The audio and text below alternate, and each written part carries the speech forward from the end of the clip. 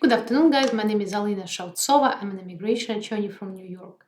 In today's video, we will be discussing the most recent, interesting immigration news that may affect your case.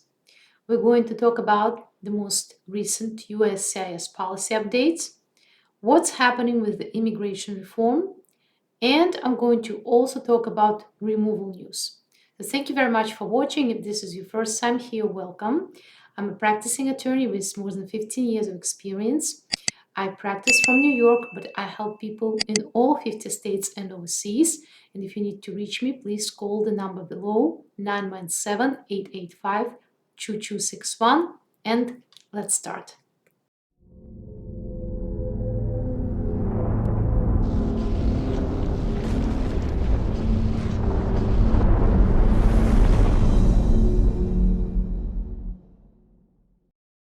First of all, I would like to share with you USCIS update regarding protected persons and filings addresses and how USCIS is handling cases that are filed by victims of crimes or abuse.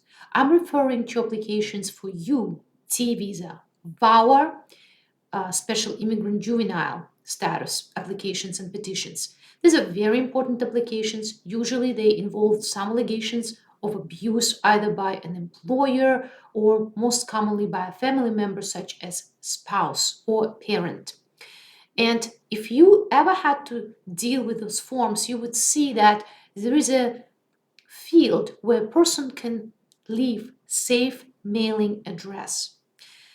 Among other things, you need to know that USCIS, when adjudicating such cases, cannot rely on derogatory information that is provided by a special person who can be an abuser, an abuser's family, or somebody who is acting on behalf of the abuser. So this new update clarifies what information officers can and cannot take into consideration and when they can and cannot take this information into consideration. It's extremely important because it virtually affects every VAWA case. But guess what? It affects more than just a VAWA case. Why? Because this new update, first of all, clarifies that if you would like to have a safe mailing address, you should use that, and you as an applicant can designate any address as a safe mailing address, or it can be addressed for your lawyer, for example. It says that USCIS is very careful not to send notifications about your filings to your home address. Extremely important, because you do not want the abuser to know, for example, that you're filing a VAWA petition. For that reason, USCIS automatically changes cases that are concurrently filed, automatically is going to change addresses for underlying or related applications that are filed together with a VAWA to safe mailing address, such as I-45 adjustment of status application, I-765 application for employment authorization. So those notices receipts should also be going to safe mailing address, but that's just one little change. You may also know that it's quite difficult to change your safe mailing address. Usually you would use a lawyer for that, but if you don't have an attorney, you can, in this particular case, make an appointment with USCIS, and they will assist you to change your safe mailing address in person. Extremely important. Why? Because you see there are extra precautions in place here. You do not want an abuser, for example, to call USCIS and change your safe mailing address for you. So it's quite difficult to change safe mailing address. And even for lawyers, sometimes we face obstacles in doing so. The most important part of the policy concerns information that can and cannot be used by USCIS officers when they make decisions on applications filed by a protected person. Again, the protected person is a victim. So guess what? When you file that I-360 VAWA-based case, now USCIS has to be extremely careful. They cannot rely on information that is filed by an abuser, abuser's family member, or by somebody who is acting on behalf of the abuser. But what to do with anonymous tips? I'm sure that many of you are afraid that somebody just anonymously is going to write a letter to USCIS bad mouthing you, and trust me, it happens all the time, every day.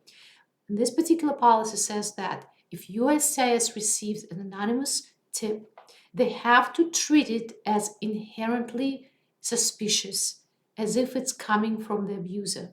However, USCIS may verify information from independent sources. And if they verify that information from independent sources, like their own investigation, for example, then of course they will be able to use that information. But again, it's a huge clarification of the policy, huge policy, I would say, change to help the victims of crime and abuse. Another important and very important point that USCIS made, they stated that if they are dealing with a person who is protected, regardless as to which applications they are adjudicating, even if that application is not by itself an application involving protected grounds, they cannot rely on the information supplied by the abuser, abuser's family, or somebody who's acting on behalf of the abuser. What is it they're talking about? Imagine you have filed I-360 case and you also filed I-130 alien relative petition, or rather your abusive spouse filed. So then your abusive spouse sends to USCIS a document, a letter saying, I think this woman or this man married me just to get the green card. They never loved me. They committed fraud. And by the way, they paid me some money. So just, I'll file for them. So guess what? Now, when you have a protection of I-360, USCIS cannot rely on that letter adjudicating I-130 petition as well. It's true for other petitions where protected person is a beneficiary, such as petition for an alien worker, for example, or petition or application for work permit. Extremely important, guys, extremely important. Now let's move on to my next update. I promised to give you a little update with regard to the immigration reform. Well, while we don't have anything happening right now, I'm going to tell you that if everything goes well, on April 27th, I should be in Washington, D.C., lobbying for the immigration reform before our elected officials, together with other immigration lawyers.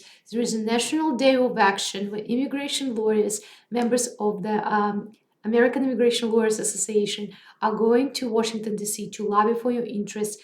And perhaps after that meeting, I will have more insight as to what is of particular interest and what particular immigration proposal is going to be moving faster. So far, Ayla is working on pushing American Dream Act, Afghan Adjustment Act, certain proposals that will make courts, immigration courts, independent and improve immigration system as a whole. And of course, they're pushing for Congress to give funding to USCIS to speed up the case processing times, which I'm sure most of you are very much interested in.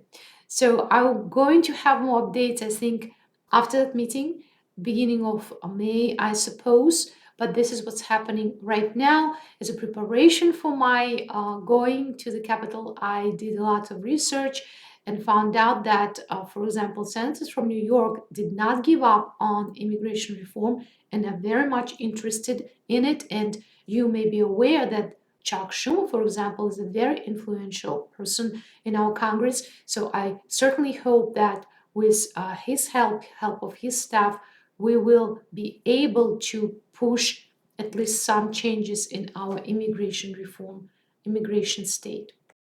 Finally, I promised to give you some updates with regard to removal proceedings. Extremely important, guys, to know that many cases will be taken off the calendar.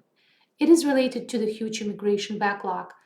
By now, probably 2.5 million cases or so. So you have to watch out for things like notices to object for removal of your case from the active calendar. You have to also know that currently courts are actively pushing for prosecutorial discretion. At the beginning of your case, the master hearing, you may receive a printout stating that you may choose to have your case dismissed. But remember, if you dismiss your case, you may not have a second opportunity to ask for asylum. It's extremely important to understand the consequences of the dismissal.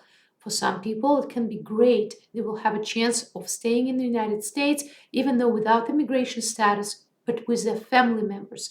And for some people, it may be not so great because they really counted on that relief, on that opportunity to ask for cancellation of removal or asylum. So you have to watch out for that. Again, if your case is taken off the calendar, do not forget to check the status of your case in EOIR immigration system at least once a week. Extremely important, especially for those who moved. And ICE, by the way, allowed you now to also change your address online, which is very convenient. This is relevant for those who, for example, have their notices to appear issued but not filed with the court. You know how you get this document saying that you have to come to court, but when you check your system, you're actually not in the system. You may even show up to court on the day of your hearing just to find out that you're not in court. So if that happened to you, please make sure to update your address with ICE and make sure that you check that online UIR system weekly, not to miss your court date. Extremely important. Well, thank you very much for watching. If you like this video, please like, share it. Do not forget to subscribe to my channel and hit that notification bell button so we stay connected as much as possible. And I hope to see you soon.